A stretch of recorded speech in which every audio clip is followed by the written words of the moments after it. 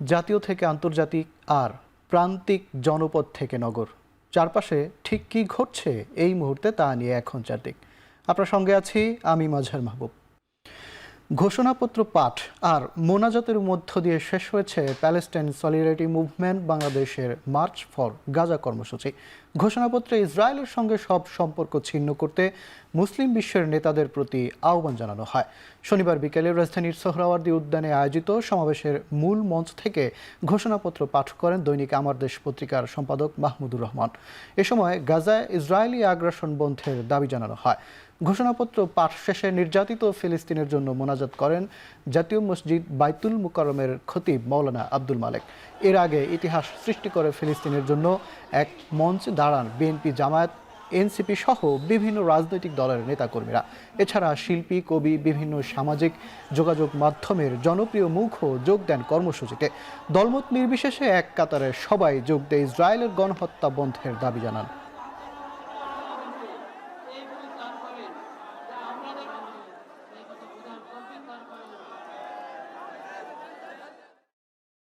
আজকের এই সোহরাওয়ার্দী উদ্যানের এই গণজামায়াতে এই জনতার মহাসমুদ্রে উপস্থিত হয়ে আমরা বুঝতে পেরেছি আজকের এই মহাসমুদ্র জনসমুদ্র ফিলিস্তিনের প্রতি, আল আকসার প্রতি বাংলাদেশের জনগণের ভালোবাসার বহিঃপ্রকাশ। এক কাতারে দাঁড়িয়ে আজ বিশ্ববাসীকে আমরা দেখিয়ে দিতে চাই আমাদের মধ্যে বিভিন্ন বিষয়ে চিন্তাগত মতপার্থক্য, ভিন্নতা থাকতে পারে, কিন্তু মাজলুম ফিলিস্তিনিদের স্বাধীনতা, তাদের অধিকার, গাজার মানুষদের বিরুদ্ধে জুলুম বন্ধের দাবিতে আমরা প্রত্যেকটা বাংলাদেশের মানুষ ধর্ম বর্ণ নির্বিশেষে আমরা প্রত্যেকে তাদের সাথে সংহতি প্রকাশ করছি। যুদ্ধবিরতি নয়, গণহত্যা বন্ধে কার্যকর ও সম্মিলিত পদক্ষেপ গ্রহণ করতে হবে। 1967 সালে পূর্ববর্তী ভূমি ফিরিয়ে দেওয়ার জন্য বাধ্যবাধকতা তৈরি করতে হবে। গাজায় ইসরায়েলি গণহত্যা বন্ধের দাবিতে বিক্ষোভে উত্তাল বিশ্বের বিভিন্ন দেশ। ফিলিস্তিনিদের প্রতি সংহতি জানিয়ে বিক্ষোভ হয়েছে লিবিয়া, পাকিস্তান আর ইয়েমেনে। লাহোরের বিক্ষোভকারীরা জানান, ইসরায়েল বিরোধী এই বিক্ষোভ হচ্ছে সারা দেশে। বিক্ষোভ হয়েছে করাচি আর ইসলামাবাদেও। ফিলিস্তিনের পতাকা হাতে গাজায় গণহত্যা বন্ধ আর ইসরায়েলকে শাস্তির আওতায় আনার আহ্বান জানান লিবিয়ার জনগণ। ইসরায়েল বিরোধী বিক্ষোভের মধ্যেই ইয়েমেনের যুক্তরাষ্ট্রের অব্যাহত বিমান হামলারও নিন্দা জানান দেশটির হাজার হাজার বিক্ষোভকারী।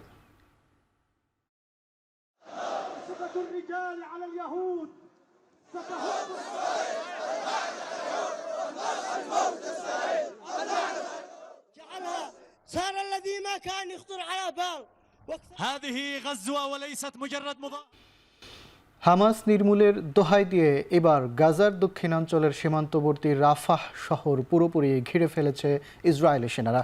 এতে করে উপত্যকা থেকে সম্পূর্ণ বিচ্ছিন্ন হয়ে গেল শহরটি। এদিকে ইসরায়েলি ভূখণ্ডে ফের রকেট হামলা চালিয়েছে ফিলিস্তিনের স্বাধীনতাকামী গোষ্ঠী হামাস। শনিবার দুপুরে এ হামলা করে তারা। হামলার কিছুক্ষণ পরে এর দায় স্বীকার করেছে হামাস। বিষয়টি নিশ্চিত করে খবর প্রকাশ করেছে ইসরায়েলি গণমাধ্যম দ্য টাইমস অফ ইসরায়েল। শনিবার দুপুরে ইসরায়েলের দক্ষিণাঞ্চলের সুফা ও হলিদ শহরে এ হামলা হয়েছে বলে জানিয়েছে আইডিএফ। সে সময় এসব অঞ্চলের বাসিন্দাদের জরুরি সাইরেন বাজে সতর্ক করে তেল আবিব। যদিও রকেট 3টি ভূপাতিত করার দাবি ইসরায়েলের বিমান বাহিনীর। হামাসের এ হামলায় কোনো হতাহতের খবর নেই বলেও নিশ্চিত করেছে আইডিএফ। চলতি বছরের ডিসেম্বর থেকে আগামী বছরের জুন মাসের মধ্যে জাতীয় নির্বাচন আয়োজনের লক্ষ্য নিয়ে সংস্কার কার্যক্রম দ্রুত এগিয়ে নেওয়ার তাগিদ দিয়েছেন প্রধান উপদেষ্টা ডক্টর মোহাম্মদ ইউনূস। শনিবার বিকেলে প্রধান উপদেষ্টার সরকারি বাসভবন যমুনায় জাতীয় ঐকমত্য কমিশনের 2 সদস্যের সঙ্গে বৈঠকে তিনি এই তাগিদ দেন। জাতীয় ঐকমত্য কমিশনের চেয়ারম্যান ডক্টর মোহাম্মদ ইউনূসের সঙ্গে বৈঠকে অংশ নেন কমিশনের সহ সভাপতি অধ্যাপক ডক্টর আলী রিয়াজ এবং সদস্য ডক্টর বদিউল আলম মজুমদার। এ সময় প্রধান উপদেষ্টার বিশেষ সহকারী মনির হায়দার উপস্থিত ছিলেন। বৈঠকে জাতীয় ঐকমত্য কমিশনের কার্যক্রমের অগ্রগতি সম্পর্কে কমিশনের চেয়ারম্যানকে অবহিত করেন তারা। কমিশনের পক্ষ থেকে প্রধান উপদেষ্টাকে জানানো হয়, বিভিন্ন সংস্কার কমিশনের সুপারিশসমূহ নিয়ে রাজনৈতিক দলগুলোর সঙ্গে পৃথক পৃথকভাবে আলোচনা চলমান রয়েছে। শনিবার পর্যন্ত মোট 8টি দলের সঙ্গে আলোচনা সম্পন্ন হয়েছে। আগামী বৃহস্পতিবার বাংলাদেশ জাতীয়তাবাদী দল বিএনপির সঙ্গে আলোচনায় সময়সূচি নির্ধারণ করা হয়েছে বলেও জানানো হয় প্রধান উপদেষ্টাকে। রাষ্ট্র সংস্কারের পথ নির্ধারণ করতেই রাজনৈতিক দল সহ বিভিন্ন পর্যায়ের নাগরিকদের সঙ্গে আলোচনা করা হচ্ছে বলে মন্তব্য করেছেন জাতীয় ঐকমত্য কমিশনের সহসভাপতি অধ্যাপক আলী রিয়াজ। শনিবার জাতীয় সংসদের এলডি হলে ঐকমত্য কমিশনের সঙ্গে বাংলাদেশ জাসদের সংলাপে একথা বলেন তিনি। আলী রিয়াজ বলেন, প্রাথমিক সংস্কার আলাপ চলতি বছরের মে মাসে শেষ হবে। রাষ্ট্র সংস্কার প্রশ্নে সবার একমত হওয়া জরুরি বলে মন্তব্য করেন তিনি। বলেন, অন্তর্বর্তী সরকারের পক্ষ থেকে সংস্কারের উদ্যোগ নেওয়া হলেও প্রকৃতপক্ষে এই দাবি জনগণের। ইতিমধ্যে 6টি রাজনৈতিক দলের সঙ্গে সংলাপ হয়েছে জানিয়ে আলী রিয়াজ জানান, আলোচনা চালু থাকবে। আজকে অন্তর্বর্তী সরকারের পক্ষ থেকে উদ্যোগ নেওয়া হলেও এই দাবি আসলে জনগণের। দীর্ঘদিনের যারা গণতান্ত্রিক সংগ্রামে আছে, যার মধ্যে বাংলাদেশ জাসদের ভূমিকা অগ্রগণ্য, আপনারা সবসময় বলে এসেছেন একটি সংস্কার করার জন্য, এবং তারই অংশ হিসেবে আমরা সেই আকাঙ্ক্ষারই প্রতিফলন দেখতে পেয়েছি এই সমস্ত সংস্কার কমিশনের প্রতিবেদনে। ফলে আজকে আপনাদের পক্ষ থেকে যে বক্তব্য, সেগুলির মধ্য দিয়ে আমরা পরস্পরকে বোঝার চেষ্টা করব। পুড়ে যাওয়া ফ্যাসিস্টের মুখাকৃতির মোটিফ আবারও নির্মাণের উদ্যোগ নিয়েছে ঢাকা বিশ্ববিদ্যালয়ের চারুকলা অনুষদ। দুর্বৃত্তের এমন অপচেষ্টায় শোভাযাত্রা বন্ধ হবে না বলে জানিয়েছে বিশ্ববিদ্যালয় কর্তৃপক্ষ। শনিবার ভোর 5টার দিকে দুর্বৃত্তের আগুনে পুড়ে ছাই হয়ে যায় ফ্যাসিবাদের মুখাকৃতি। অল্পের জন্য রক্ষা পায় আনন্দ শোভাযাত্রার জন্য তৈরি 36 জুলাইয়ের মোটিফ। পুড়ে গেছে পাখির মোটিফেরও 90 ভাগ। ঘটনার আকস্মিকতায় হতভাগ চারুকলার শিক্ষক শিক্ষার্থীরা। দীর্ঘ পরিশ্রমের পর উৎসবের আনন্দে এমন বাগড়ায় ব্যথিত আয়োজকরা। পুলিশ, গোয়েন্দা বিভাগ, ফায়ার সার্ভিসের বেশ কয়েকটি দল ঘটনাস্থল পরিদর্শন করেছে। ঢাকা বিশ্ববিদ্যালয়ের প্রক্টর জানিয়েছেন, কোনোভাবেই শোভাযাত্রা বন্ধ হবে না। এ ঘটনায় শাহবাগ থানায় অজ্ঞাত আসামি করে একটি মামলা হয়েছে। আর চারুকলা অনুষদের ডিনকে আহ্বায়ক করে 4 সদস্যের কমিটি করেছে বিশ্ববিদ্যালয় প্রশাসন। এছাড়া ফরেনসিক টিম তদন্ত করে ঘটনাটি খতিয়ে দেখছে। এছাড়া এদিকে চারুকলায় ঢুকে মোটিফে আগুন দেয়া এক যুবক চিহ্নিত করেছে পুলিশ।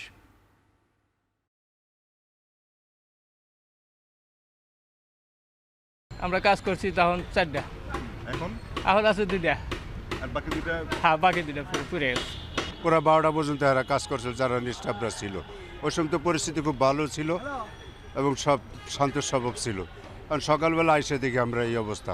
এটা ফ্যাসিস্ট সরকারের সাথে যারা আগেও যারা যুক্ত ছিল, যারা বিশ্ববিদ্যালয়ের মধ্যে এখনও 2-1 শিক্ষক হিসেবে থাকতে পারেন, তারাই করেছেন এটার সাথে, সরাসরি তারাই এটার সাথে যুক্ত। এটা আমরা আপাত দৃষ্টিতে দেখে যেটা মনে হচ্ছে, এটা কোনো অ্যাক্সিডেন্টাল না, কেউ ইন্টেনশনালি এটা করছে, এইটুকু আমরা নিশ্চিত। তো আপনারা দেখতেছেন চতুর্পাশে এখানে প্রচুর ক্যামেরা আছে। আমরা আমাদের যে ইনভেস্টিগেটিং টিম তারা আসতেছে, আমরা ওই যে ডিজিটাল যে রেকর্ডগুলো হয় ওইটা আমরা নিব, ফরেনসিক করব, আমরা এটা ডিটেকশন করে ফেলবো ইনশাল্লাহ। চারুকলায় বৈশাখের শোভাযাত্রার অনুষঙ্গ যারা পুড়িয়েছে তারা জুলাইকে চ্যালেঞ্জ করেছে। ফ্যাসিবাদের দোসররা শোভাযাত্রার ফ্যাসিবাদের মুখাবয়ব পুড়িয়েছে বলে মন্তব্য করেছেন সাংস্কৃতিক বিষয়ক উপদেষ্টা মোস্তফা সরোয়ার ফারুকী। শনিবার দুপুরে সিলেট সার্কিট হাউসে সংবাদ সম্মেলনে একথা বলেন উপদেষ্টা। দুষ্কৃতিকারীদের সতর্ক করে ফারুকী বলেন, ইতিমধ্যেই বিষয়টি নিয়ে সরকার তার অবস্থান স্পষ্ট করেছে। অপরাধীদের দ্রুত সময়ের মধ্যে গ্রেপ্তার করা হবে। জাতি আজ ঐক্যবদ্ধ জানিয়ে সংস্কৃতি বিষয়ক উপদেষ্টা বলেন, সবার ঐক্য দিয়ে এসব অপকর্মের প্রতিবাদ হবে মুখ্য জবাব। সংবাদ সম্মেলনে সর্বস্তরের মানুষকে চৈত্র সংক্রান্তি বৈশাখী আয়োজনে স্বতঃস্ফূর্ত অংশ নেওয়ার আহ্বান জানান উপদেষ্টা। এর আগে সাধু মেলায় অংশ নিতে বেলা 11টার দিকে সিলেটে পৌঁছান মোস্তফা সরোয়ার ফারুকী। তবে গতকালের ঘটনায় সফর সংক্ষিপ্ত করে জরুরি সংবাদ সম্মেলন শেষে ঢাকার উদ্দেশ্যে রওনা দেন উপদেষ্টা। জুলাইকে চ্যালেঞ্জ করে ফ্যাসিবাদের দোসরদের করা কাজগুলো আমরা মনে করছি। ফ্যাসিবাদের দোসর এই অর্থে বলছি, যারাই চায় না এই ফ্যাসিবাদের মুখাবব র্যালিতে থাকুক, আমরা সবাই আরো বেশি করে বর্ষবরণ শোভাযাত্রায় এবং চৈত্র সংক্রান্তির উৎসবগুলোতে যোগ দেব, এবং যোগ দেওয়ার মাধ্যমে আমাদের ঐক্য দিয়েই আমরা তাদেরকে পরাজিত করব। পাহাড়ে শুরু হয়েছে নতুন বর্ষবরণের 3 দিনের বৈশাখী উৎসব। পুরনো বছরের দুঃখ, গ্লানি, হতাশা, অমঙ্গল মুছে নতুন বছরের সুখ, শান্তি, কল্যাণ কামনা করা হয় উৎসবের আনুষ্ঠানিকতায়।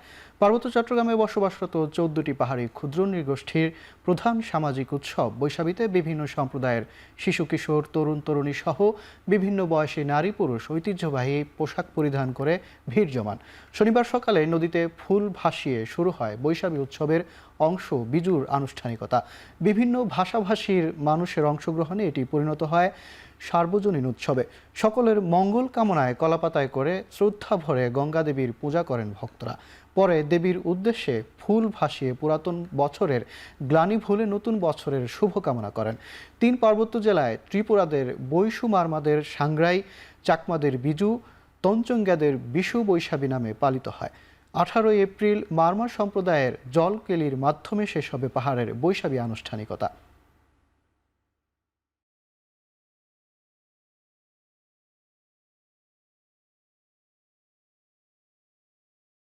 আমরা আনন্দের সাথে এই দিনটার জন্য অপেক্ষা করে থাকি। 12 তারিখ হতে 14 তারিখ পর্যন্ত আমাদের বিজু থাকে। ফুলগুলো সাজিয়ে আমরা সাঙ্গ নদীতে নেমে মা গঙ্গাকে প্রণাম করে আমরা পানিতে নামি এবং আমরা যত পাপ কাজ করি তার কাছে ক্ষমা প্রার্থী হই। আমি একজন এসএসসি পরীক্ষার্থী, তো আমার একটাই প্রত্যাশা আমি যেন এসএসসি পরীক্ষায় ভালো রেজাল্ট করতে পারি। আমরা একে অপরের মধ্যে আরো ভ্রাতৃত্ব বন্ধনে আবদ্ধ হয়ে আমাদের বাংলাদেশকে আমরা এগিয়ে নিয়ে যাব এবং পার্বত্য অঞ্চলের স্থায়ী একটা সমাধান হবে। এই পার্বত্য অঞ্চলের সস্থায়ীভাবে যেন আর ঝুলে না থাকে। পানিতে ফুল ভাসিয়ে নতুন বছরের জন্য শুভকামনা জানাতে আয়োজিত হয়েছে ক্ষুদ্র নৃগোষ্ঠীর ঐতিহ্যবাহী উৎসব ফুল বিজু। শনিবার সকালে বেইলি রোডে পার্বত্য চট্টগ্রাম বিষয়ক মন্ত্রণালয় দিনটি উপলক্ষে একটি র্যালির আয়োজন করে। বেইলি রোড থেকে র্যালিটি শুরু হয়ে এবং রমনায় গিয়ে শেষ হয়। র্যালিতে অংশগ্রহণকারীরা জানান, মূলত পানিতে ফুল ভাসিয়ে পুরনো বছরের গ্লানি মুছে নতুন বছরের জন্য শুভকামনা জানান তারা। বলেন, এটি তাদের একটি ঐতিহ্যবাহী উৎসব। এটি কোনো ধর্মীয় উৎসব নয়, সামাজিক উৎসব।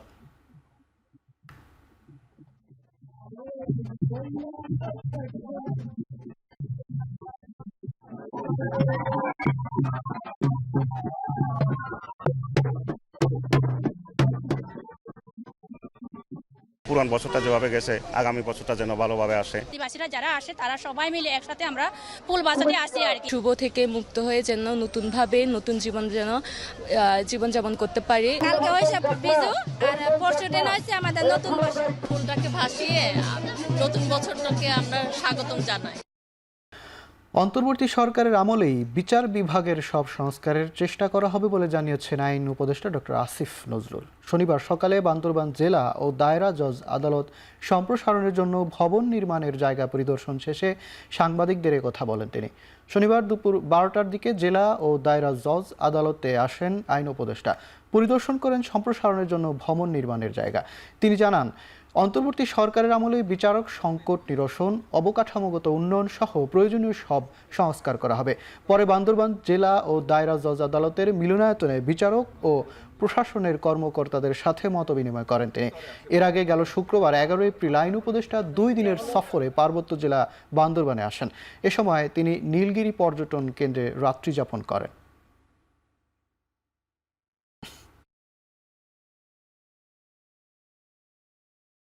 আপনারা জানেন, একটা নতুন বিল্ডিং করলে বিভিন্ন দিক থেকে আপত্তি আছে, আইনজীবীদের মধ্যেও আপত্তি আছে যে ওনারা একটা কোর্ট থেকে আরেকটা কোর্টে যেতে সমস্যা আছে, বিচারক সংকট আছে, আপনাদের লজিস্টিকের সংকট আছে। আমরা সবকিছু দেখার চেষ্টা করব। আমরা অল্প দিন হলো আসছি না, বুঝছেন না, এটা নিয়োগ দিতেও তো অনেকদিন সময় লাগে। বিচারক সংকট থাকবে না, আমরা সরকারে থাকতে থাকতেই সমস্যাটা মোকাবেলা। হজ নিয়ে এখন আর কোনো জটিলতা নেই। এবার হাজিদের জন্য সরকার 200 জন বিশেষজ্ঞ চিকিৎসক ও 100 কোটি টাকা ও 1 কোটি টাকার ওষুধ পাঠাচ্ছে বলে জানিয়েছেন ধর্ম উপদেষ্টা আফম খালিদ হোসেন। শনিবার দুপুরে চট্টগ্রামে এক মতবিনিময় সভায় একথা বলেন তিনি। জানান, আগামী সরকারের হাতে একটি স্থিতিশীল অর্থনীতি দিয়ে যেতে চায় অন্তর্বর্তী সরকার। 200 জন ডাক্তার নার্স নিয়ে যাচ্ছি, 1 কোটি টাকার ওষুধ নিয়ে যাচ্ছি, খুব ভালো ভালো ডাক্তার নিয়ে যাচ্ছি, নার্স, ফার্মাসিস্ট, টেকনোলজিস্ট নিয়ে যাচ্ছি। যদি দেখি কোনো রোগী মারাত্মক, ডায়ালাইসিস করতে হবে, বাইপাস অপারেশন করতে হবে, অথবা এক্ষুনি হসপিটালাইজ করা দরকার, আমরা বেশ কয়েকটা স্পেশালাইজড হসপিটালের সাথে চুক্তি করেছি। আমরা তাৎক্ষণিকভাবে তাদের হাসপাতালে ভর্তি করে দেব। অতীতের সমস্ত রেকর্ড ব্রেক করে আমরা এবছর আমার মন্ত্রণালয়ের বাইরে আমরা কোনো অতিথিকে রাষ্ট্রীয় খরচে হজে পাঠাবো না। জুলাই আগস্টে গণ অভ্যুত্থানের শহীদদের স্মৃতি ধরে রাখতে হবে বলে মন্তব্য করেছেন অন্তর্বর্তী সরকারের মৎস্য ও প্রাণী সম্পদ মন্ত্রণালয়ের উপদেষ্টা ফরিদ আখতার। শনিবার দুপুরে জুলাই গণ অভ্যুত্থানের স্মৃতিকে জাগ্রত রাখতে গণমানুষের জাগ্রত জুলাই অনুষ্ঠানে তিনি একথা বলেন। জুলাই কমিউনিটি অ্যালায়েন্স আয়োজিত এ অনুষ্ঠানে উপদেষ্টা বলেন, জুলাই আগস্টের গ্রাফিতিগুলো সংরক্ষণ করা উচিত। তিনি জানান, শহীদ পরিবারগুলো গণহত্যার বিচার দেখিতে চায়। সাংবাদিকদের প্রশ্নের জবাবে উপদেষ্টা বলেন, বিচারের ব্যাপারে সরকার প্রতিজ্ঞাবদ্ধ। এর আগে গরিব অসহায়দের জন্য 2 দিনের মেডিকেল ক্যাম্প উদ্বোধন করা হয়। জুলাইয়ের গ্রাফিতি আন্দোলনের ছবি ও খবরের কাগজের প্রদর্শনী ছিল আয়োজনে। আমি এর মধ্যে বহু জেলায় যখন যাই মানে অফিসের কাজে, তখন দেখেছি প্রতিটা জেলায় মানে দেয়ালে দেয়ালে কিন্তু এই আঁকাগুলো আছে। এটা কিন্তু কোথাও এমন না যে কোথাও নাই, সব জায়গায় আছে। অন্তর্বর্তী সরকারের একমাত্র কাজ যদি কিছু থাকে তাহলে সেটা হবে শেখ হাসিনা এবং যারা এই হত্যাকারী তাদের বিচার করা, তাদের যে চাহিদা সেটা মেটানো। কাজে এটাতে কোনো রকম ভুল ত্রুটি হতে পারবে না। বিচার আমাদেরকে করতেই হবে, কারণ আমি যতবার ওদের কথা শুনি ততবারই আমার মনে হয় যে এটা আমাদেরকে বাড়ি বাড়ি একটু প্রতিজ্ঞার মতো নিতে হবে। বিদেশে পাচার হওয়া অর্থ দ্রুত ফিরিয়ে এনে জুলাই বিপ্লবে ত্যাগী পরিবারগুলোকে সহায়তা দেওয়ার দাবি জানিয়েছেন বিএনপি চেয়ারপারসনের উপদেষ্টা জয়নুল আবেদিন ফারুক। একই সাথে আওয়ামী শাসনামলে যেসব মন্ত্রী এমপি বিভিন্ন অনিয়ম দুর্নীতির অভিযোগে গ্রেপ্তার হয়েছেন তাদের দ্রুত বিচার করারও দাবি জানান তিনি। শনিবার প্রেস ক্লাবের সামনে ঢাকাস্থ সেনাবাগ জাতীয়তাবাদী ফোরামে উদ্যোগে সাবেক এমপি মোর্শেদ আলমের রিমান্ডের দাবিতে আয়োজিত এক কর্মসূচিতে তিনি এ দাবি জানান। জেল হাজতে আসামিরা আয়েশি জীবনযাপন করছে বলেও দাবি করেন তিনি। বলেন, অনেকে গণতন্ত্রের কথা বললেও নির্বাচনের কথা বলে না, এমনকি তারা আওয়ামী লীগের দোসরদের বহাল রাখার চেষ্টা করছে বলেও দাবি করেন বিএনপির এই নেতা। অন্তর্বর্তী সরকারকে সুষ্ঠু নির্বাচন আয়োজনের আহ্বান জানান জয়নুল আবেদিন। ন্যূনতম সংস্কার যেটা একটি সুষ্ঠু নির্বাচনের জন্য প্রয়োজন, সেইটুকু করে অনেকে বিলম্বে এই দুর্নীতিবাদ অবৈধ এমপি যারা বাংলাদেশকে শাসন করে গরিবের টাকা লুটে কানাডায় বাড়ি করেছে, ব্যাংককে বাড়ি করেছে, দুবাইতে বাড়ি করেছে, মালয়েশিয়ায় বাড়ি করেছে, তাদের থেকে টাকাটা নিয়ে আসে। এদিকে দেশের মানুষ একটি অবাধ, সুষ্ঠু ও গ্রহণযোগ্য নির্বাচনের আগে গণহত্যাকারী দল আওয়ামী লীগের বিচার চায় বলে মন্তব্য করেছেন জামায়াতে ইসলামীর সহকারী সেক্রেটারি জেনারেল মোহাম্মদ শাহজাহান। শনিবার চট্টগ্রামের সন্দ্বীপ উপজেলা জামায়াতে ইসলামী আয়োজিত কর্মী সমাবেশে তিনি বলেন, দেশকে এগিয়ে নিতে প্রয়োজনীয় সংস্কার করার পর নির্বাচনের ব্যবস্থা করতে হবে। আওয়ামী লীগের 16 বছরের জঞ্জাল 6 মাসে পরিষ্কার করা সম্ভব নয় মন্তব্য করে সংস্কারের জন্য অন্তর্বর্তী সরকারকে যৌক্তিক সময় দেওয়ার আহ্বান জানান তিনি। সন্দ্বীপ উপজেলা জামায়াতে ইসলামীর নেতাকর্মীরা সমাবেশে উপস্থিত ছিলেন।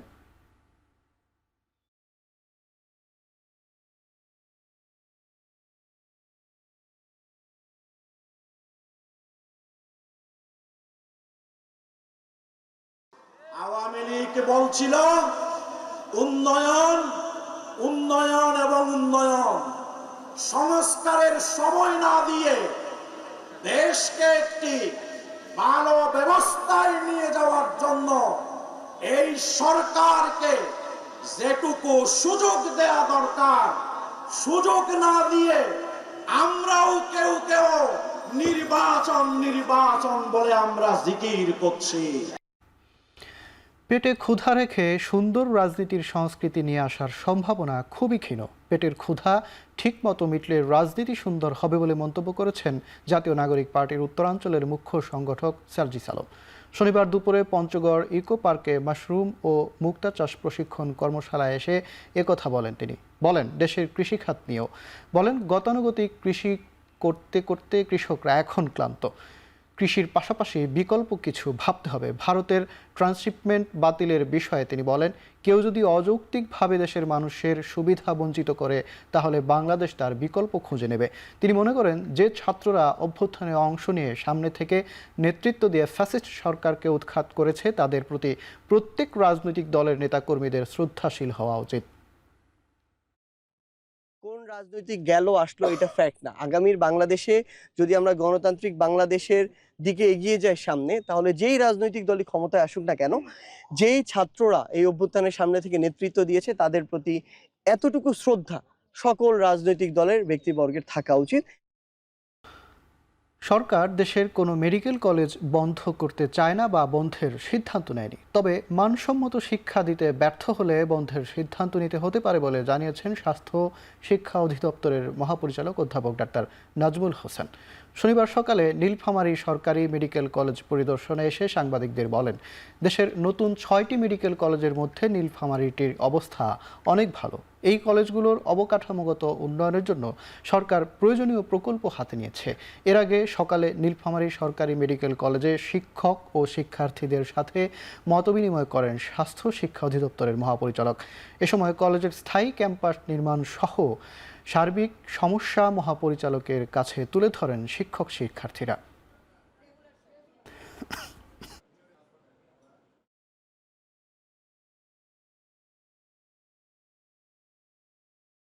নীলফামারী মেডিকেল কলেজ অথবা কোনো মেডিকেল কলেজ বন্ধ করার সিদ্ধান্ত এখন হয়নি, কিন্তু এই 6টি মেডিকেল কলেজ অথবা এর বাইরে অন্যান্য যে কোনো সরকারি বা বেসরকারি মেডিকেল কলেজ যেখানে মানসম্পন্ন চিকিৎসা দেওয়া সম্ভব, শিক্ষা যদি না দেওয়া সম্ভব হয়, তাহলে তো অবশ্যই আমাদেরকে কিছু কঠিন সিদ্ধান্ত নিতে হতে পারে।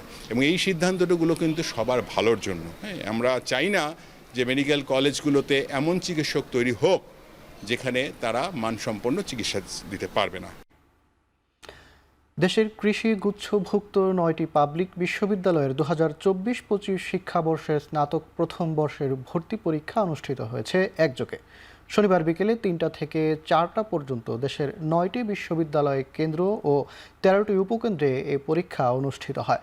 হবিগঞ্জ কৃষি বিশ্ববিদ্যালয় কেন্দ্রে পরীক্ষার্থী উপস্থিতি ছিল 85.6%। নির্ধারিত 750 জনের মধ্যে অংশ নেন 642 জন। এ সময় পরীক্ষা কেন্দ্র পরিদর্শন করেন বিশ্ববিদ্যালয়ের উপাচার্য সৈয়দ সায়েমউদ্দিন আহমদ। এবছর গুচ্ছ পদ্ধতিতে বাংলাদেশ কৃষি বিশ্ববিদ্যালয় সহ 9টি বিশ্ববিদ্যালয়ে 3863টি আসনের বিপরীতে পরীক্ষায় অংশ নেওয়ার সুযোগ পায় 94,020 জন। এতে প্রতিটি আসনের জন্য প্রতিযোগিতা করে প্রায় 25 জন শিক্ষার্থী। পরীক্ষা শেষে প্রশ্নপত্র ও সার্বিক ব্যবস্থাপনা নিয়ে সন্তুষ্টি প্রকাশ করেন পরীক্ষার্থীরা।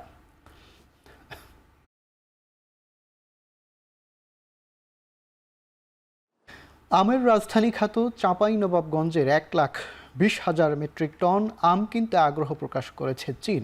শনিবার বিকেলে জেলার শিবগঞ্জ উপজেলার কয়েকটি আমবাগান পরিদর্শন করেন চীনের আমদানিকারক। আমবাগান দেখে সন্তোষ প্রকাশ করেছেন চীনের ব্যবসায়ীরা। সরাসরি রপ্তানির সম্ভাবনায় উচ্ছ্বসিত আম চাষিরা। শিবগঞ্জ উপজেলা কৃষি কর্মকর্তা বলেন, সরাসরি রপ্তানি শুরু হলে আম চাষিদের আয় যেমন বাড়বে, তেমনি চাঙ্গা হবে জেলার অর্থনীতি।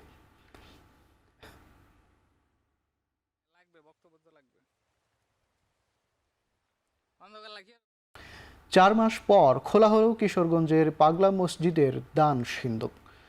11টি বক্সে পাওয়া গেছে 28 বস্তা টাকা ও স্বর্ণালংকার সহ বৈদেশিক মুদ্রা। শনিবার সকাল 7টা থেকে জেলা প্রশাসক ও মসজিদ পরিচালনা কমিটির সভাপতি সহ অতিরিক্ত জেলা ম্যাজিস্ট্রেট এর উপস্থিতিতে খোলা হয় দান বাক্স। গণনায় অংশ নেয় 4 শতাধিক শিক্ষক, শিক্ষার্থী ও ব্যাংক কর্মকর্তা। এবার 4 মাস 12 দিন পর খোলা হয়েছে দান বাক্স। এর আগের বার পাগলা মসজিদ থেকে সংগৃহীত মোট দানের পরিমাণ ছিল 8,21,34,000 টাকা। সংগৃহীত অর্থ জমা হবে মসজিদের রূপালী ব্যাংক শাখায়। পরবর্তীতে তা ব্যয় করা হবে মসজিদ, মাদ্রাসা সহ নির্মাণ সহ বিভিন্ন উন্নয়নমূলক কাজে।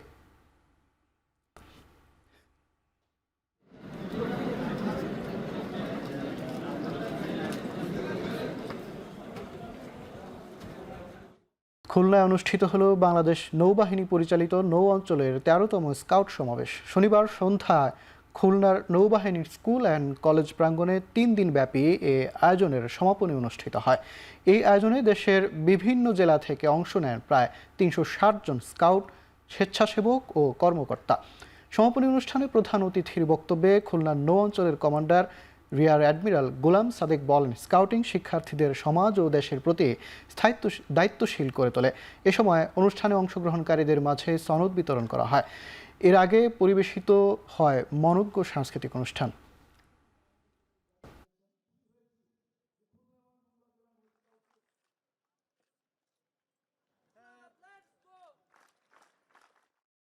শেরপুরের সীমান্তবর্তী ঝিনাইগাতির গজনী অবকাশ কেন্দ্রের মিনি চিড়িয়াখানা থেকে 17টি বন্যপ্রাণী উদ্ধার করেছে বন্যপ্রাণী অপরাধ দমন ইউনিট। শুক্রবার রাতে বন বিভাগের বন্যপ্রাণী অপরাধ দমন ইউনিটের ইন্সপেক্টর নার্গিস সুলতানার নেতৃত্বে মিনি চিড়িয়াখানায় অভিযান চালানো হয়। অভিযানে সেখানে একটি অজগর, 4টি বন বিড়াল, একটি গন্ধগুকুল, একটি বাজ পাখি, 5টি বানর, একটি শিয়াল, 4টি হরিণ উদ্ধার করা হয়।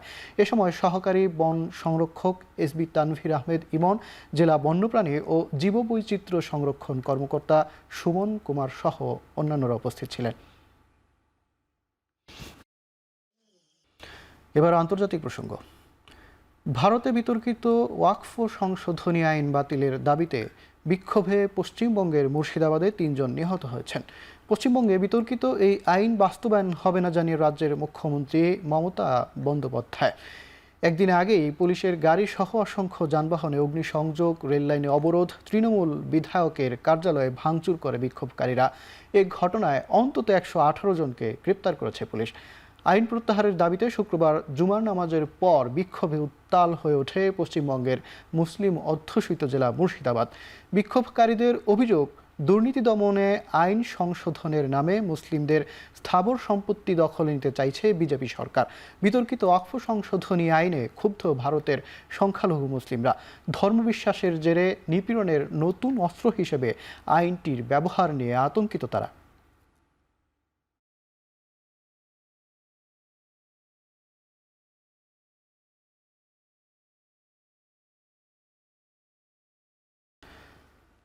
শুক্রবারের ভয়াবহ ধূলিঝড়ে বিমান চলাচল স্থগিত হওয়ায় দিল্লির ইন্দিরা গান্ধী বিমানবন্দরে যাত্রীদের হুড়োহুড়িতে তৈরি হয় পদদলিত হবার পরিস্থিতি।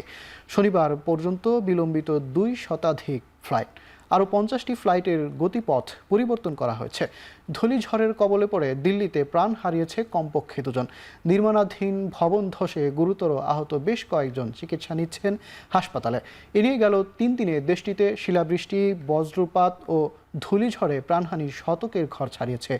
ভারতীয় গণমাধ্যম ইন্ডিয়া টুডের দাবি, এ সময় বিহারের সবচেয়ে বেশি 80 জনের বেশি মানুষ প্রাণ হারিয়েছেন। হতাহতের পরিবারকে 4 লাখ রুপি ক্ষতিপূরণ দেওয়ার ঘোষণা দিয়েছে রাজ্য সরকার। একই পদক্ষেপ নিয়েছে উত্তরপ্রদেশের রাজ্য সরকার। ভারতীয় আবহাওয়া দপ্তর বলছে, আগামী কয়েকদিন বৈরী আবহাওয়া অপরিবর্তিত থাকতে পারে।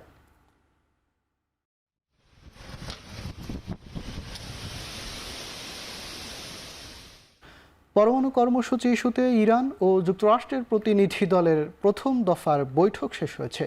ইরানের রাষ্ট্রীয় সংবাদ মাধ্যম জানিয়েছে, আগামী সপ্তাহে ফের আলোচনায় বসতে রাজি হয়েছে 2 পক্ষ।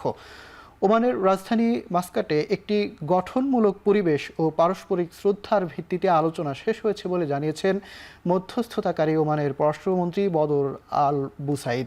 তিনি জানান, আঞ্চলিক ও বৈশ্বিক শান্তি, নিরাপত্তা এবং স্থিতিশীলতা অর্জনের এই আলোচনা সহায়ক ভূমিকা রাখবে। 2.5 ঘন্টার পরোক্ষ আলোচনার পর কথা বলেন ইরানের পররাষ্ট্রমন্ত্রী ও যুক্তরাষ্ট্রের মধ্যপ্রাচ্যের বিশেষ দূত। এ সময় তারা ইরানের পারমাণবিক কর্মসূচি ও তেহরানের উপর মার্কিন নিষেধাজ্ঞার বিষয়ে নিজ নিজ অবস্থান তুলে ধরেন। যুক্তরাষ্ট্রের বিশেষ দূত স্টিভ উইটকফের সঙ্গে বৈঠক করেছেন রুশ প্রেসিডেন্ট ভ্লাদিমির পুতিন। সেন্ট পিটার্সবার্গে অনুষ্ঠিত বৈঠকের আলোচ্য বিষয় ছিল ইউক্রেন যুদ্ধবিরতি চুক্তি। বৈঠকের সঙ্গে সংশ্লিষ্টরা রয়টার্সকে জানিয়েছে, পূর্ব ইউক্রেনের দখলকৃত 4টি অঞ্চলের মালিকানা স্থায়ীভাবে রাশিয়াকে প্রদানের বিষয়কে সমর্থন দিয়েছেন উইটকফ। তবে এর আগে ট্রাম্পের সঙ্গে বৈঠকে এমন প্রস্তাবের বিরোধিতা করেন যুক্তরাষ্ট্রের ইউক্রেন বিষয়ক দূত কেইফ কেলগ। এদিকে ইউক্রেনের আকাশ প্রতিরক্ষায় মিত্রদের কাছে 10টি অতিরিক্ত প্যাট্রিয়ট সিস্টেম চেয়েছে দেশটির প্রেসিডেন্ট ভ্লাদিমির জেলেনস্কি। শুধু নারীদের নিয়ে পৃথিবীর বায়ুমণ্ডল অতিক্রম করতে যাচ্ছে মার্কিন মহাকাশ প্রযুক্তি প্রতিষ্ঠান ব্লু অরিজিনের পরবর্তী ফ্লাইট। যাত্রীর তালিকায় আছেন মার্কিন পপ তারকা কেটি পির সহ অনেকে। সোমবার যুক্তরাষ্ট্রের ওয়েস্ট টেক্সাসে ব্লু অরিজিনের লঞ্চিং সাইট থেকে রওনা দেবে নিউ শেপার্ড মহাকাশযান। 59 ফুট লম্বা sub orbital rocket new shepherd যাত্রীদের নিয়ে যাবে কামান লাইট পর্যন্ত।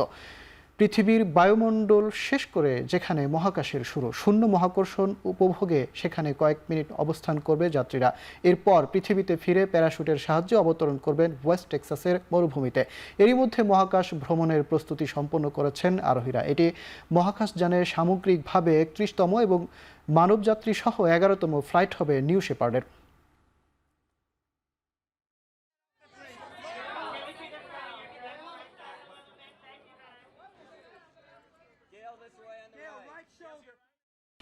ভয়ঙ্কর আগ্নেয়গিরির নৈসর্গিক সৌন্দর্যে হতবিহ্বল ইতালির বাসিন্দা ও পর্যটকরা রাতের আধারে দূর থেকে উপভোগ করছেন আগুন আর লাভার স্রোতের চোখ ধাঁধানো রূপ। সিসিলি দ্বীপে অবস্থিত ইটনা পর্বতের সক্রিয় হয়ে ওঠা প্রায় নিয়মিত। তবে গেল ফেব্রুয়ারিতে শুরু হওয়া উদগীরণ চলছে 2 মাসের বেশি সময় ধরে। শুরুতে পুরো এলাকায় ছায়ে ঢেকে যাওয়ায় ফ্লাইট চলাচলে বিঘ্ন ঘটলেও এখন এতেই অভ্যস্ত হয়ে উঠেছেন এলাকাবাসী ও পর্যটকরা। দক্ষিণ পূর্বে লাভার স্রোত বয়ে চললেও কমেছে আগ্নেয় ভূকম্পন। সমুদ্রপৃষ্ঠ থেকে প্রায় 3000 মিটার উচ্চতায় ন্যূনতম 500 মিটার দূর থেকে ইটনার অগ্নুৎপাত দেখেছেন পর্যটকরা। বিমান চলাচলে সতর্কতা জারি থাকলেও পূর্ণ কার্যক্রম চলছে কাতানিয়া আন্তর্জাতিক বিমানবন্দরে। এবারে খেলা প্রসঙ্গ। ঢাকা ডার্বিতে আবাহনীকে 39 রানে হারিয়েছে মোহামেডান স্পোর্টিং ক্লাব। অন্যদিকে শাইনপুকুরের বিপক্ষে 28 রানে জিতেছে রূপগঞ্জ টাইগার্স আর প্রাইম ব্যাংক ক্রিকেট ক্লাবের বিপক্ষে 5 উইকেটে জয় পেয়েছে গুলশান ক্রিকেট ক্লাব। দীর্ঘদিন পর আবাহনী মোহামেডান ডার্বিতে পুরনো ঐতিহ্যের স্বাদ। 2 চির প্রতিদ্বন্দ্বীর ম্যাচ ঘিরে ক্রিকেট প্রেমীদের মাঝে বাড়তি আগ্রহ। তবে দিন শেষে জয়ী দলের নাম মোহামেডান। এই জয়ে চলতি ডিপিএল আরও জমে উঠল। মোহামেডান এক ম্যাচ বেশি খেলেও 2 দলের পয়েন্ট সমান 18। প্রথম ব্যাট করতে নেমে আনিসুল ইসলামের সেঞ্চুরিতে 264 রান করে মোহামেডান। জবাবে ব্যাট করতে নেমে দ্রুত উইকেট হারায় আবাহনী। অধিনায়ক শান্ত এক প্রান্তে আগলে রাখলেও তার 80 রানের ইনিংস দলের জয়ের জন্য যথেষ্ট হয়নি। আর রূপগঞ্জ টাইগার্সের দেয়া 250 রানের টার্গেটে 222 রানেই থামে শাইনপুকুরের ইনিংস।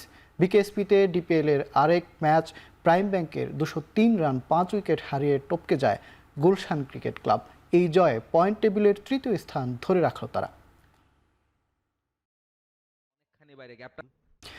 আম্পায়ারের সাথে অসদাচরণ করায় ডিপিএলে এক ম্যাচের জন্য নিষিদ্ধ হয়েছেন ক্রিকেটার তাওহিদ হৃদয়। এর আগে ম্যাচ শেষে তিনি বলেন, আম্পায়ার ও ক্রিকেটাররা উভয়ে আন্তর্জাতিক মানের। হিট অব দ্য মোমেন্টে অনেক কিছুই ঘটতে পারে, তবে ভুল স্বীকার করা উচিত। আবাহনী মোহামেডান ম্যাচে আম্পায়ারের সাথে বিতর্কে জড়িয়ে এসব কথা বলেন মোহামেডান অধিনায়ক তাওহিদ হৃদয়।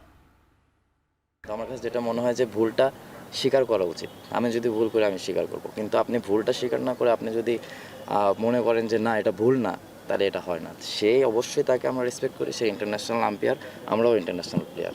ডোমেস্টিকে তো এর থেকে আরও বাজে হতো আগে, এখন তো সেটাও হয় না। ডে বাই ডে তো আমরাও প্লেয়াররাও অনেক তাদের রেসপেক্ট করি। আমাদের শুধু আমাদের প্লেয়ারদের উপরে দোষ দিলে হবে না। আপনারা দেখেন আমাদের আম্পায়ারিং, তারাও তাদেরও ডিপার্টমেন্ট থেকে দেখেন, তারাও যে খুব ভালো, মানে 1-2 ছাড়া তারাও যে খুব ভালো করে এরকম না। তো যখন এই মানে জাস্টিফাই করবেন তখন আমার মনে হয় যে 2 সাইড থেকেই দেখা উচিত। পাকিস্তান সুপার লিগে মাঠে নামার আগেই আঙুলের চোটে টুর্নামেন্ট থেকে ছিটকে গেলেন লিটন কুমার দাস। তাই পিএসএল ছেড়ে দেশে ফেরার সিদ্ধান্ত নিয়েছেন এলকেডি।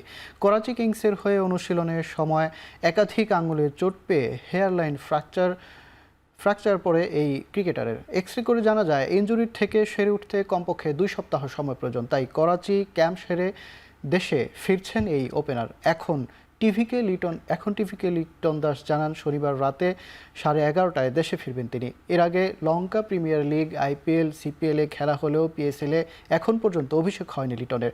করাচির হয়ে খেলতে বিসিবির কাছে পুরো আসরের এনওসিও চেয়েছিলেন তিনি, তবে স্বপ্ন পূরণের আগে ফিরে আসতে হলো তাকে।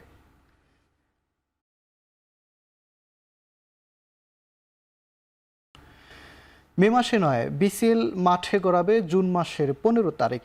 আবহাওয়া বিরূপ হওয়ার শঙ্কা থাকলেও বিকল্প না থাকায় এমন সিদ্ধান্ত নেওয়া হয়েছে বলে জানিয়েছেন বিসিবি পরিচালক আকরাম খান। অন্যদিকে আসন্ন প্রতিবন্ধী বিশ্বকাপে বাংলাদেশ চ্যাম্পিয়ন হবে এমনটাই প্রত্যাশা করেছেন বিসিবির এই কর্মকর্তা। বিসিএল যেটা শুরু করার কথা ছিল মেতে, বাট মেতে আমাদের হঠাৎ আপনার গত এক মাসে আপনার শিডিউল অনেকগুলো চেঞ্জ হয়েছে। আপনার টিম আসছে, তারপরে এই টিম, তারপর হলো যে আপনার অ্যামাজিং টিম, এরাতে বলতে আমরা ভেন্যু পাচ্ছি না বিদায় আমরা বিসিএলটা করছি জুনের 15 তারিখ থেকে জুলাইয়ের 2-3 তারিখের দিকে শেষ হবে। তো সেটা আমরা জানি যে এটা একটু ওয়েদারে একটু প্রবলেম হবে প্লেয়ারদের, বাট করার কিছু নেই। আর সবচেয়ে ইম্পর্টেন্ট যেটা হয়েছে সেটার জন্য প্রচুর আমি ফোন পাই, প্রচুর রিকোয়েস্ট আসে, সেটা হলো ডিজাবেল। কারণ আপনারা জানেন ডিজাবেলটা একটা ভালো সম্ভাবনা আছে, যদি আমরা ডিজাবেলদেরকে ক্রিকেটটা যদি ভালো চালু করতে পারি, একটা ওয়ার্ল্ড মানে যেভাবে আমরা অপরচুনিটি পাই ওয়ার্ল্ড চ্যাম্পিয়নের একটা সম্ভাবনা আছে। আইপিএলের চলতি আসরে প্রথমবারের মতো খেলতে নেমে চোটের কবলে টুর্নামেন্ট থেকে ছিটকে গেলেন কিউই অলরাউন্ডার গ্লেন ফিলিপস। আসরে এখন পর্যন্ত 5টি ম্যাচ খেলেছেন ফিলিপসের দল গুজরাট টাইটান্স, যার 4টিতেই জয় পেয়েছে শুভম্যান গিলের দল। তবে একটি ম্যাচেও একাদশে সুযোগ পাননি কিউই অলরাউন্ডার। রোববার সানরাইজার্স হায়দ্রাবাদের বিপক্ষে বদলি হিসেবে নেমে ফিল্ডিং করতে গিয়ে কুচকিতে টান লাগে তার। এরপর মাঠ থেকে তুলে নেওয়া হয় তাকে। ভারতীয় গণমাধ্যমগুলোর দাবি, ইনজুরির কারণে আসরের বাকি ম্যাচগুলোতেও দেখা যাবে না ফিলিপসকে। ইতিমধ্যে নিউজিল্যান্ডের ফিরে গেছেন তিনি।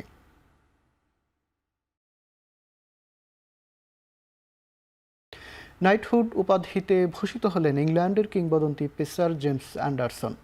21 বছর ধরে ইংল্যান্ড ক্রিকেটে অসামান্য অবদান রাখায় অ্যান্ডারসনের নামের সামনে যুক্ত হবে স্যার উপাধি। 2024 সালের জুলাই ওয়েস্ট ইন্ডিজের বিপক্ষে লর্ডসে প্রথম টেস্ট দিয়ে নিজের ক্রিকেট ক্যারিয়ারের ইতি টানেন অ্যান্ডারসন। লাল বলের ক্যারিয়ারে 188 টেস্টে কিংবদন্তি এই পেসারের সংগ্রহ 704 উইকেট। যুক্তরাজ্যের প্রাক্তন প্রধানমন্ত্রী ঋষি সুনাকের বিদায়ী সম্মাননা তালিকায় জেমস অ্যান্ডারসনকে একমাত্র ক্রীড়াবিদ হিসেবে নাইট উপাধি দেওয়ার সিদ্ধান্ত নেওয়া হয়। এদিকে অবসরের পরের টেস্ট থেকেই নতুন দায়িত্ব পান অ্যান্ডারসন। পেস বোলিং কোচ হিসেবে যোগ দেন ইংল্যান্ড ক্রিকেট দলে।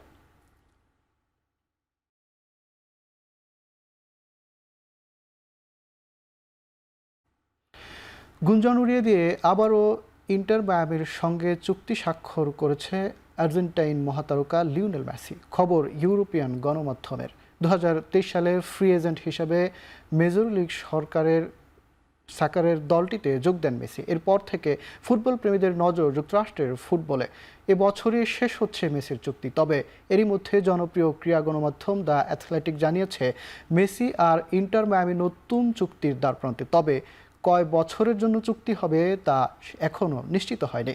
ধারণা করা হচ্ছে শীঘ্রই ঘোষণা আসতে পারে চুক্তির। মায়ামিতে পাড়ি জমানোর পর থেকে এখন পর্যন্ত 48 ম্যাচে 42টি গোল করেছেন 8 বারের ব্যালন ডি'র জয়ী তারকা। এরই মধ্যে ক্লাবটিতে জিতিয়েছেন 2টি ট্রফিও। আসন্ন ক্লাব বিশ্বকাপেও ইন্টার মায়ামিকে নেতৃত্ব দেবেন লিওনেল মেসি।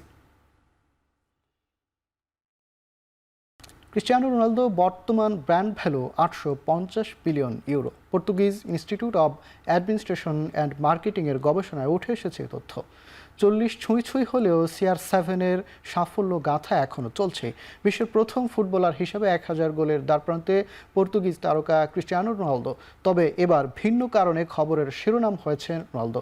বাংলাদেশি টাকায় CR7 খ্যাত এই ফুটবলারের বর্তমান ব্র্যান্ড মূল্য 11,708 কোটি 75 লাখ টাকা। অন্তত টাকার অঙ্কে রোনালদোই এখন ক্রীড়াঙ্গন বিশ্বের সবচেয়ে বড় ব্র্যান্ড।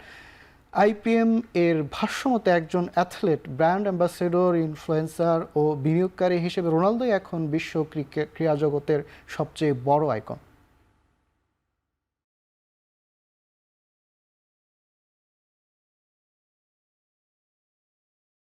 ক্লাব বিশ্বকাপের সবচেয়ে দামি ফাইনালের সাক্ষী হতে যাচ্ছে ফুটবল বিশ্ব। তবে মজার ব্যাপার হলো টুর্নামেন্টের ফাইনালিস্ট 2 দল এখনও চূড়ান্ত হয়নি, অথচ এরই মধ্যে বিক্রি হয়ে গেছে 90% টিকিট। নিউ জার্সির মেটলাইফ স্টেডিয়ামে অনুষ্ঠিত হতে যাচ্ছে ইতিহাসের সবচেয়ে ব্যয়বহুল ফাইনাল। ম্যাচটি সরাসরি দেখতে দর্শকদের সর্বনিম্ন 600 ইউরো গুনতে হবে বাংলাদেশি টাকায়, যার মূল্য প্রায় 83,000 টাকা। ব্যয়বহুল এই ফাইনালের সর্বোচ্চ টিকিটটির মূল্য 8,000 ইউরো। টাকার অঙ্কে যার পরিমাণ দাঁড়ায় 11,02,000।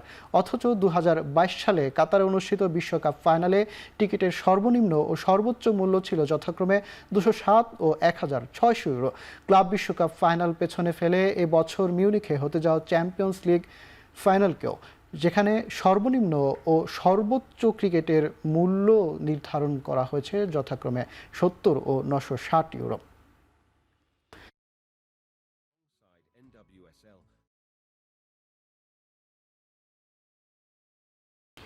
শেষ করছে এখন চারদিক। এখন টেলিভিশন ওয়েবসাইটে দেখতে ভিজিট করুন www.ekhon.tv, ফেসবুকে ভিজিট করুন facebook.com/tv.ekhon, ইউটিউবে সার্চ করুন youtube.com/c/ekhon tv।